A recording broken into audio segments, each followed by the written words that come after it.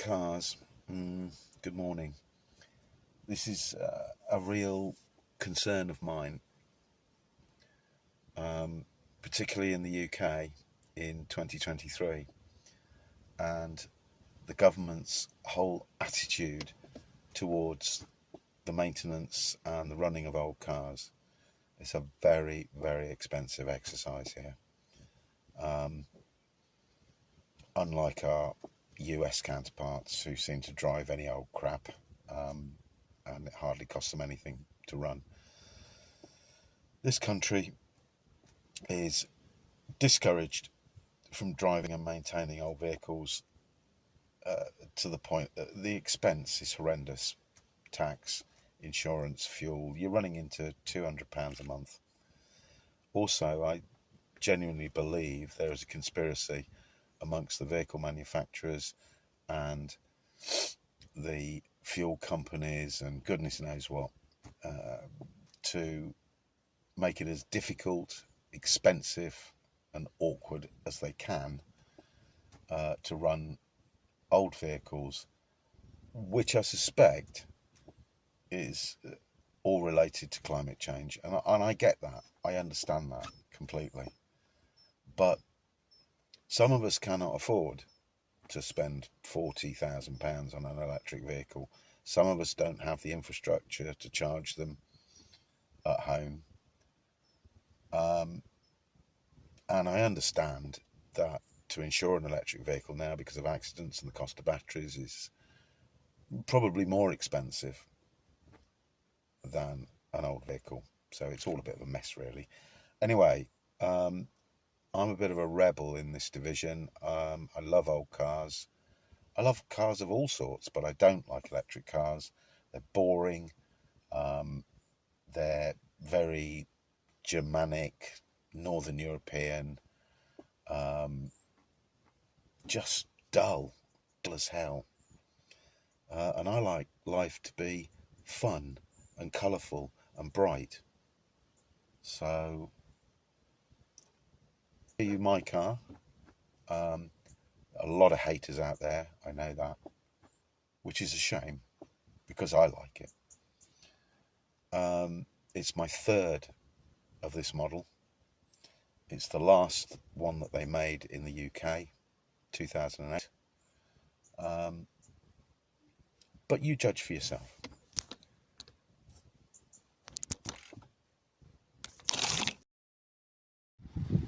Well, here's my baby. 2008 PT Cruiser. And it's a Pacific Coast Highway model. 2.2L turbo diesel. 150 brake horsepower if it's of any interest to anyone. It's the facelift model. And it's my baby. I absolutely adore this car.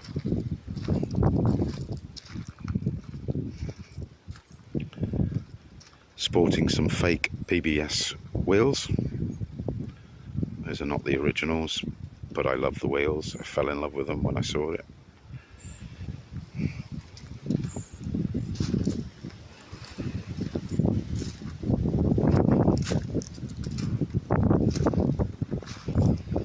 Our American friends stateside don't have this model, this particular engine. They're always fascinated that it's got a turbo diesel based on a Mercedes engine. I can't remember whether it was a Sprinter or a Vito, I'm not sure. But I just love this car. I truly do. I've had 3 of them, including this one. I had 2 petrol models, 2 litre, normally aspirated. The fuel economy was a disaster. I think we were getting 18 to 20 miles to the gallon. This one's not too bad. It can manage about 35 to the gallon. Should be more being a diesel, but there you have it. lots of information on the internet about them, mostly hating, which is a shame, because I think it's an individual fun car and it makes people smile.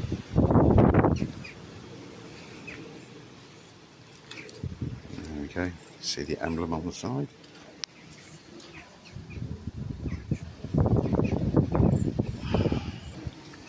I love this car so much, I'm determined to keep it and hopefully be buried in it when I pass away. That's how much I love it.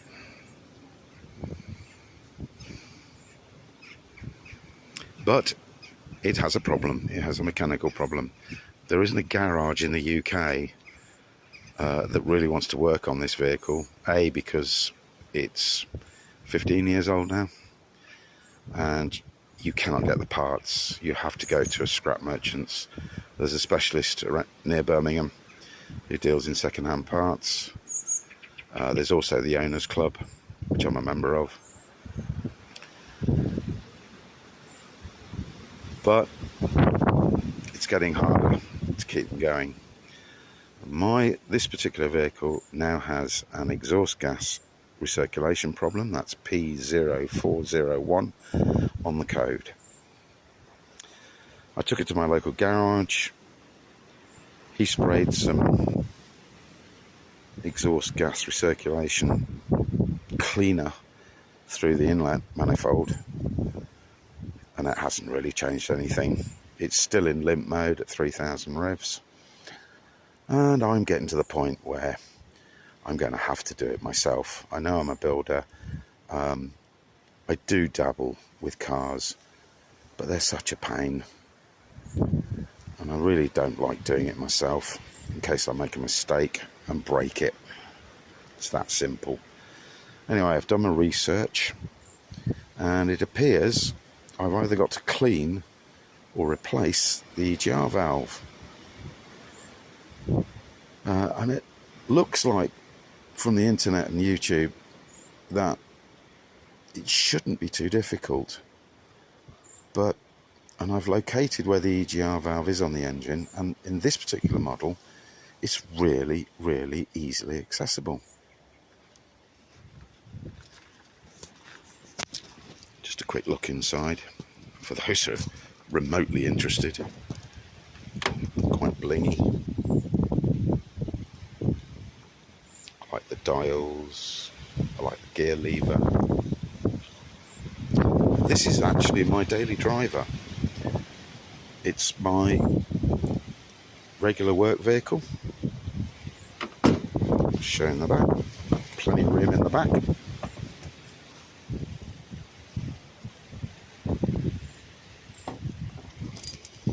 And more importantly, because it's based on a truck chassis from the US, plenty of room for all my kit and tools. I can actually get a 6-foot door in there from back to front. I don't like white vans, and this is much more comfortable and much nicer than a white van to drive. It's extremely comfortable, the seating's comfortable. I love it. I love it to bits. Some very nasty boys on the internet, on YouTube, who took a PT Cruiser, a red one, and painted it pink, added a turbo, and are just generally running a horrible mockery about these cars, saying they belong to people who like dogging. That might be true, especially with all the internal space. It's a shame. And being a conservation builder, I'm also a conservation car owner, and I do like to keep things running. Anyway, let's have a look at this EGR issue.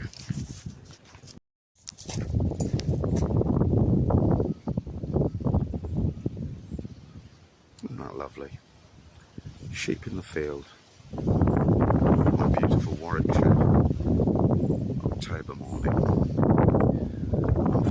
it's quite warm today, but unfortunately tomorrow the weather is going to freeze. Let's have a look underneath. I managed to loosen the engine cover.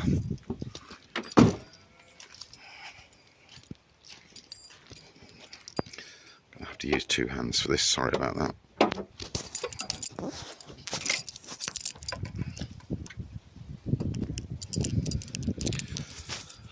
And there it is, not very exciting.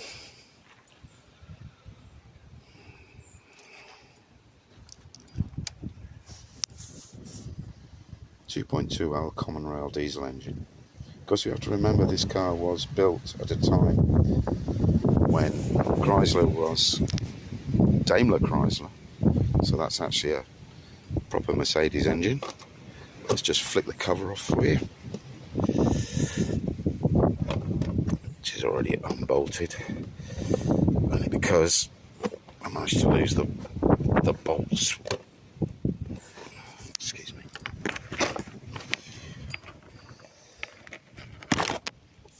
And there it is. That's not very gripping, is it? 120-year-old engine design. It's not very clever, but guess what? My EGR valve is just here. Isn't that easy? Great stuff. Now, in theory, there's just two bolts that we need to undo. There doesn't appear to be any tubes. Oh, hang on a minute. No, there's no tubes. It's just a simple switch we need to undo, unclip. And then these two, one bolt there and one bolt there, that will then, theory, lift the EGR valve. Yeah, everything's great in theory. It's the practice. You can see that's cast alloy, aluminium or aluminum if you live up in America. So what I'm going to do is I'm going to spray those bolts and we're going to see if we can lift it out, clean it up, pop it back and cure the problem.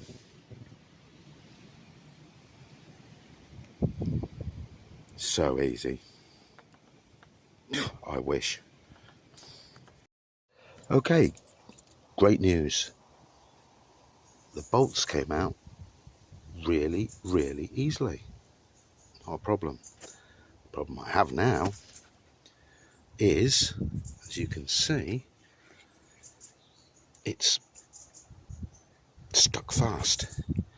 It won't separate from the housing. Now, I have seen some characters use a wood chisel to crack that open, tap it and unwrap it. I don't know. I don't really want to break the alloy, but it's got to either come off to be replaced or it's got to come off to be cleaned. So I'm in a position where I really don't have any choice but to try and tap it off. Anyway, I'll be gentle. Guys and guylets, I'm so excited. Look, my trusty hammer, my trusty wood chisel, tiny little tap, very, very gentle, just round the seam. Look, we have movement. God, life gets better by the minute. Hey, who says an old builder can't fix cars? Hilarious. Let's have a look. You're the first to see. Let's check it out carefully. Here we go. My garage wouldn't do this. Ooh. Ooh, that's a dirty EGR. Oh my Lord above. Filthy. Absolutely filthy. Good grief. So I look down there. Yeah, you see that some carbon came off as I took it off anyway. Well, it's no wonder I'm getting an EGR EML light, engine management light. Not too dirty down there, but this valve, I don't think that's in very good nick. Anyway, recommended way of cleaning them is with methylated spirits. Well, being a builder, I have quite a bit of methylated spirits. Let's clean that up.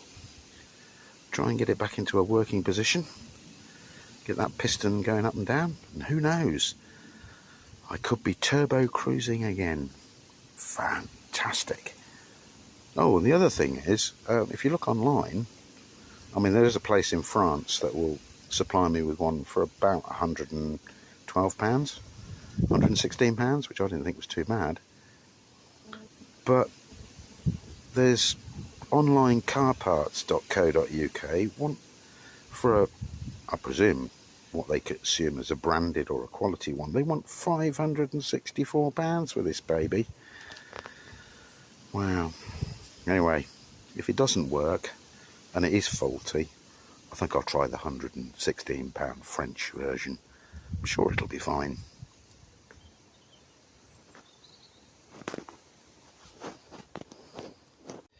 Okay, yeah, I couldn't find any meths, but I sort of cleaned it up as best I can. Yeah. Now really what we're concerned about is that the movement of that piston inside, lifting up that stopper, I suppose you'd call it. Yeah. The question is, what should I use to lube it? I suppose that's the thing, isn't it? Now I'm going to try. I've got to do this two-handed. The camera again. Hang on. Let me just see if I can gently support it there on the car. No, I'm not very good at this. Bloody phones. Let me just put that there for a second. You watch me lose my phone down the blooming engine bay. That's what will happen. I think, in general, what's supposed to happen is that it operates like this.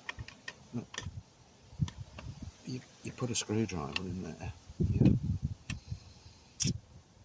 Lift it up. Look. Hey. There we go. Put a big screwdriver on it. Look, and it's supposed to lift up this valve here. It's a bit stiff. Oh, push it up like that. Yeah, can you see that? It's very stiff. I'll try some silicone lube. I don't want to put WD-40 down it because WD-40 might rot the rubber O-ring. Maybe some silicone lube, silicone grease might do the job. Okay. Right, I've cleaned it up as best I can. I did end up putting a little bit of WD-40 down the piston pipe there. That seemed to help enormously ease the movement. I think that's where it's getting stuck. It's opening, getting stuck open and not closing. I think that's, as I said, I'm no mechanic, but piston was closed when I opened it, which was fine, but I believe it has to open in order to open and then to recirculate the exhaust gases around there. Anyway, what an achievement for a complete amateur, where your local garage refused to have anything to do with it. Probably because they wouldn't make any money, I suppose. I don't know. Anyway, hopefully I've managed to lube the piston. Obviously I've got to put it back, and we'll see if we can strike out the EML and get it out of limp mode. God, that would have been an achievement, wouldn't it? I'd be quite proud of myself as well. And if it doesn't work and it still comes up with a P0401 or whatever EGR issue, we'll buy a nice cheap one from France and we'll give that a whirl. Won't that be fun?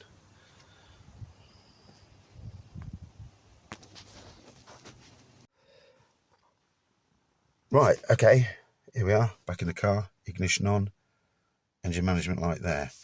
I do have a little cheap Chinese OBD reader underneath, just underneath there. You won't be able to see it. Hopefully you might be able to see it there. So I can turn it off. I can do that on my phone, which is not very exciting for you people. I'm going to turn it off, take it down the road, and I shall know whether it's worked or not, because it hopefully will stay out of limp mode.